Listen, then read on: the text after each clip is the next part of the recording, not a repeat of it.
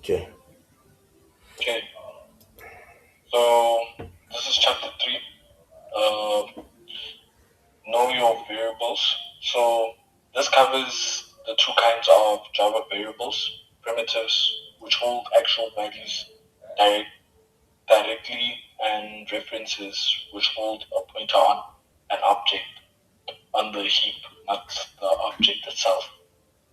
It also walks through how Java manages memory on garbage collectible heap, including how object references work with arrays. So now going to one of the files, triangle. So basically this demonstrates object arrays and methods and how object references work. So each triangle object calculates its area based on height and length. So within our triangle class, as you can see, we have uh, instances for the variables, so our area, height, length. Then going down, as you can see, we have a counter variable, which is x, so x will equal to 0. So for this one, it's for looping through the array. Then we create our array that holds the four triangle objects. So as you can see, we're using triangle, but using it as uh, the triangle object. So within the while, we're creating and initializing each triangle object in the array. So inside, as you can see, we're creating a new triangle object at position X. Then we're setting our height within the loop counter, also our length, and then we're also setting our area. Then it will print out whatever we calculate, like we find within triangle and the area. Then we'll move to the next triangle. So it will say x plus 1. Then for our final value, we're initializing it with using x, so y equals to x. Then we change the x to a new variable, to a new value, so it does not affect array. Then we're creating a reference to the third triangle.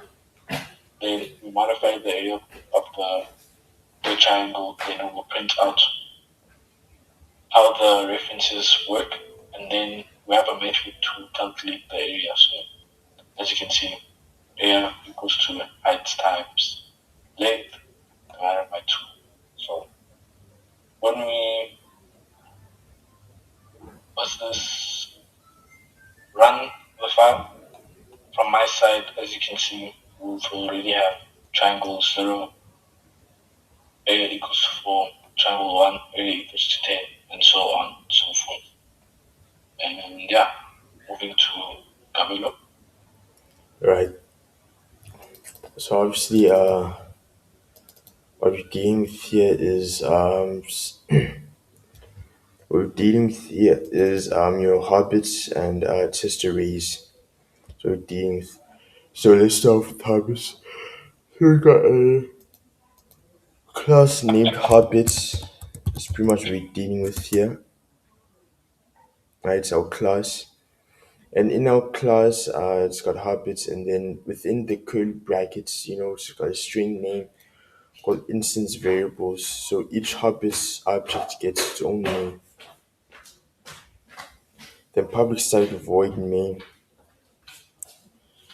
public static void name main. So yeah, the string, right, square brackets, and then string with its arguments. And then you got habits, which is like the square root, the square brackets, empty square brackets, habits. H equals new habits, which is 3 square brackets. So declare an array that can hold 3 habits objects.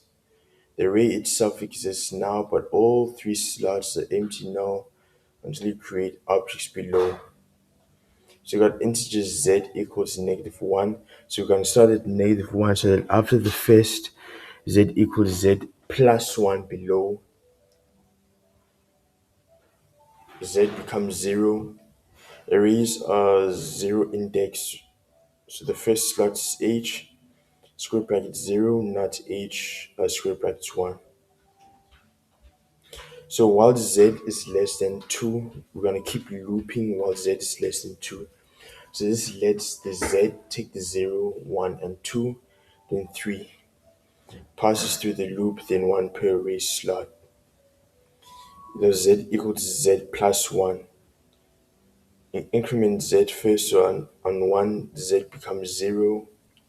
Then pass 2, z becomes 1. And then pass 3, z becomes 2.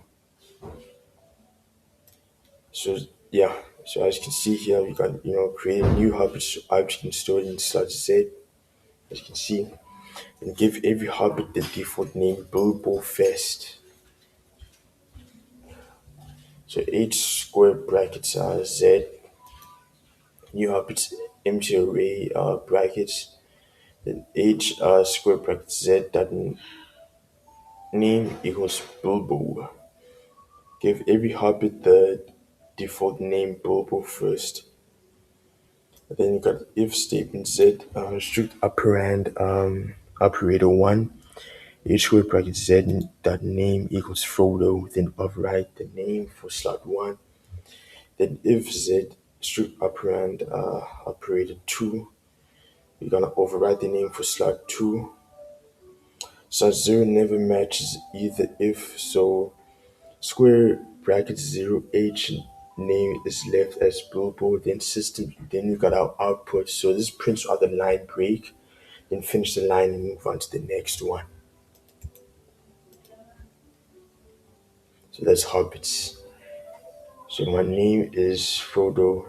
So my name, so this is the name, and then it's just printing it out now. So Bilbo is a good Hobbit name. Fredo or Frodo is a good Hobbit name. Then Sam is a good Hobbit name. So that's pretty much what we're dealing with here. Then for test arrays, it's just testing out the arrays.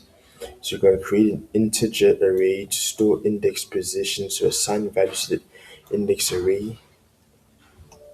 They create a string array to store island names. Then string empty brackets islands equals new string bracket 4. Assign island names to the array. So island 0 Bermuda, islands 1 Fiji, islands 2 Azores, then islands 3 Cozumel. Then loop counter integer y equals 0. Then variable used to store the current index reference integer ref.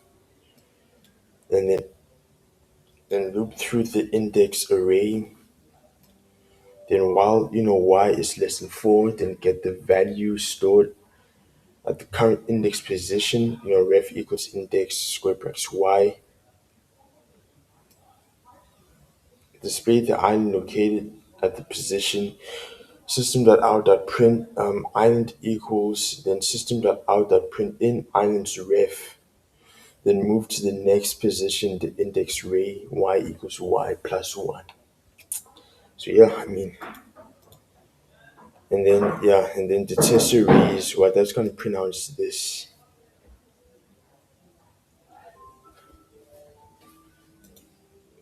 Island equals Fiji, island equals Cozumel, island equals Bermuda, then island equals Azores.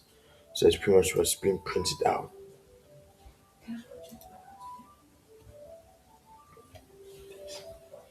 So yeah, and on to you, James. So for the book they've got public class books and Yeah. string title and string author. Then if we go to the books test drive, Yep. they've got here they create an array and they can hold 3 books objects. So here you can see they've got a loop counter. They create 3 separate book objects and store them in the array. So you can see book 1, book 0, book 1, book 2. And they assign a title to each one. So book 0, the Grapes of Java, book 1, the Java Gatsby, book 2, the Java Cookbook. And then they give the author names for the books. You can see book 0 is Bob, book 1 is Sue, and book 2 is Ian. And they loop through each book object in an array. They print the title of the current book, print by after the title, and they print the author of the correct book. So here you can see if you run it, they say the Grapes of Java by Bob, Java Gatsby by Sue, the Java Cookbook by Ian. So that's it for chapter 3. No problem, man.